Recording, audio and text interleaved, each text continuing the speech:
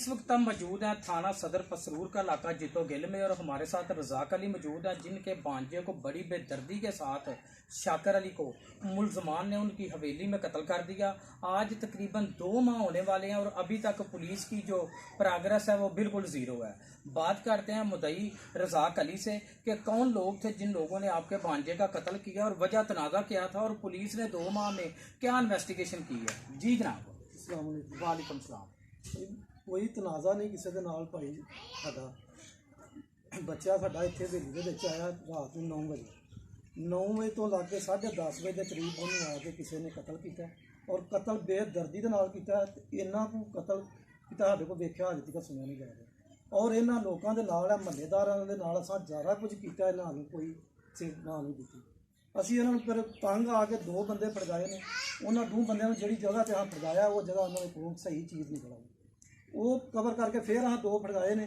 उन्होंने 2 बंदियां ने भी उल्ट गल्लां कीतियां ने। उल्ट तुसीं मदई क्यों बने हो, इत्थे तुहाडा मदई बनना नहीं बनता। साडी भैन है उहदा मदई कौन बने। बहनोई साडा फौत हो गया, बहनेवा मेरा फौत हो गया वड्डा, कोई चाचा नहीं हो कि उन्हां लोगां नूं तुहाडा मदई बनन ते भी हाँ जी उन्हें मदई बन ते भी तरा दो। ਇਹਦਾ मतलब है कि कोई गल ते फिर ऐसी फिर उन्हें कहा कि इत्थे मैं पिंड पंचायत इकट्ठी की है जैतो बिना दे विच। सारा पिंड इकट्ठा होया। उस पिंड दे विचों जाके दिने होर जगह उत्ते उस बंदे ने कहा कि मैं इन्हां लोकां दी रोटी पकाई हुंदी होवे जदों मर्जी लोकां नूं इकट्ठा कर लैंदा। इत्थे इन्हें कोई इत्थे अपना बंदा राखी कर लैंदा इस बंदे दी। इस बंदे कोलों अपना पहला कंट्रोल करदा इत्थे कतल ना हुंदा। अज लगा गल्लां करने इत्थे बजाए तुहाडे नाल हमदर्दी गल्लां करन ते ਤੁਹਾਨੂੰ ਤੰਜ਼ ਕੀਤਾ ਜਾ ਰਿਹਾ ਪਰੇਸ਼ਾਨ और मैं पुलिस ਨੂੰ ਇਹ ਗੱਲਾਂ ਤਸਦੀਕ ਕਰਾਤੀਆਂ ਨੇ ਜਿੱਥੇ ਜਿੱਥੇ ਉਹਨੇ ਕੀਤੀਆਂ।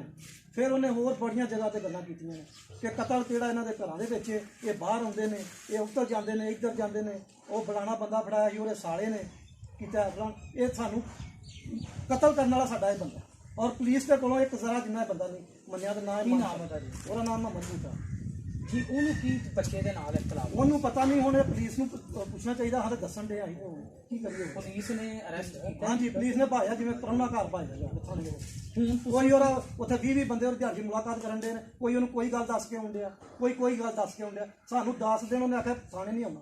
ਅਸੀਂ ਅੱਜ 13 ਦਿਨ ਹੋਏ ਨੇ ਥਾਣੇ ਨਹੀਂ ਗਏ ਤੇ ਮਜ਼ੀਦ ਇਹ ਗੱਲਾਂ ਹੋਰ ਸੁਣੀਆਂ ਨੇ। ਹੁਣ ਮੈਨੂੰ ਰਜ਼ਾਕ ਭਾਈ ਇਹ ਫਰਮਾਓ ਕਿ ਤੁਸੀਂ ਆਰਪੀਓ ਗੁਜਰਾਂਵਾਲਾ ਕੋਲੋਂ ਵਜ਼ੀਰ ਪੰਜਾਬ ਕੋਲੋਂ ਚੀਫ ਜਸਟਿਸ ਪਾਕਿਸਤਾਨ ਅੱਗੇ ਕੀ ਅਪੀਲ ਕੀਤੀ ਹੈ ਜੀ। ਆਪਣਾ ਆਰਪੀਓ ਦੇ ਅੱਗੇ ਕੀਤੀ ਹੈ ਗੁਜਰਾਂਵਾਲਾ ਅੱਗੇ। ਉਹਨੇ ਡੀਐਸਪੀ ਨੂੰ ਵੀ ਨੋਟਿਸ ਕੀਤਾ, ਸਾਨੂੰ ਬੁਲਾਇਆ ਉਹਨੇ। ਅਸੀਂ ਗਏ ਹਾਂ, ਤੁਸੀਂ ਜੀ ਸਾਡੇ ਨਾਲ ਚੱਲੋ, ਅਸੀਂ ਤੁਹਾਡਾ ਕੰਮ ਕਰਾਂਗੇ।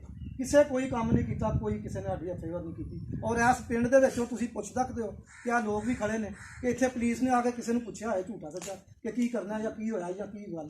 ਤੁਸੀਂ ਇਹ ਸਮਝਦੇ ਜੇ ਕਿ ਜਿਤਨੀ ਲੇਟ ਹੋਈ ਜਾ ਰਿਹਾ ਹੈ ਇਹਦੇ 'ਚ ਮਦਈ ਦਾ ਨੁਕਸਾਨ ਹੈ ਬਹੁਤ ਜ਼ਿਆਦਾ ਸਾਡਾ ਹੁੰਦਾ। ਵੇਖੋ ਤੁਸੀਂ ਇੱਥੇ ਹੁਣ ਅਸੀਂ ਆਉਣ ਤੁਹਾਡਾ ਦਿਲ ਨਹੀਂ ਕਰਦਾ ਪਿਆ ਜਗ੍ਹਾ ਐਡੀ ਖੌਫਨਾਕ ਇੱਥੇ ਕੰਮ ਹੋਇਆ। ਤੁਸੀਂ ਇਹ ਚਾਹੁੰਦੇ ਜੇ ਕਿ ਜਿਹੜੇ ਵੀ ਤੁਹਾਡੇ ਭਾਂਜੇ ਦੇ ਕਾਤਲ ਨੇ ਉਹਨਾਂ ਨੂੰ ਫਲ ਬਤਾ ਕੇ ਖਾਨਦਾਨ ਨੂੰ ਕੀਤਾ ਜਾਏ। उस खानदान तो एक जी भी माफ़ी नहीं असी देनी।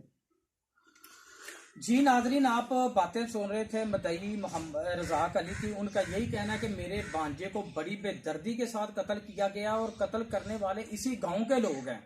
मेरी आरपीओ गुजरांवाला, वज़ीर आला पंजाब और चीफ जस्टिस पाकिस्तान से यही अपील है कि जिन लोगों ने मेरे भांजे का कत्ल किया उन लोगों को फिल फौर गिरफ्तार करके कैफर किरदार तक पहुँचाया जाए। अगर हमारा या मेरी बहन का मजीद कोई जानी या माली नुकसान होता है तो उसके जिम्मेदार भी हमारे मुलजमान होंगे।